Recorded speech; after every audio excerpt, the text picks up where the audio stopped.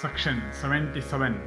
Vrihadaswa said, having passed that night, King Nala, decked in ornaments and with Damayanti by his side, presented himself in due time before the king.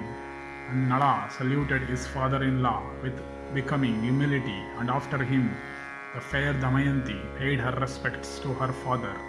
And the exalted Bhima with great joy received him as a son, and honoring him duly along with his devoted wife, comforted them in proper words, and duly accepting the homage rendered unto him, King Nala offered his father-in-law his services as became him.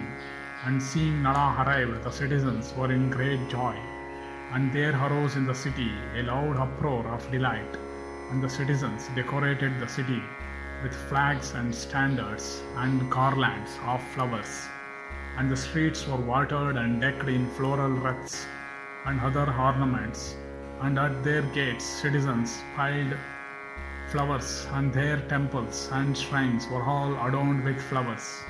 And Rituparna heard that Vahuka had already been united with Damayanti, and the king was glad to hear of all this, and calling on to him King Nala, he asked his forgiveness, and the intelligent Nala also asked Rituparna's forgiveness, showing his diverse reasons, and that foremost of speakers, versed in the truth, King Rituparna, after being thus honored by Nala, said with a countenance expressive of wonder these words unto the ruler of the Nishadas: by good fortune it is that regaining the company of thy own wife, thou hast obtained happiness, O Naishada, while dwelling in disguise at my house. I hope I did not wrong thee in any way, O Lord of the earth. If knowingly or unknowingly I have done thee any wrong, it behoveth thee to forgive me. Hearing this, Nala replied, Thou hast not, O monarch, done me ever so little an injury, and if thou hast, it hath not awakened my ire, for surely thou shouldst be forgiven by me. Thou wert formerly my friend, and O ruler of men, thou art also related to me. Henceforth I shall find greater delight in thee, O king, with all my desires gratified. I lived happily in thy abode, in fact more happily than in my own house. This thy horse lore is in my keeping.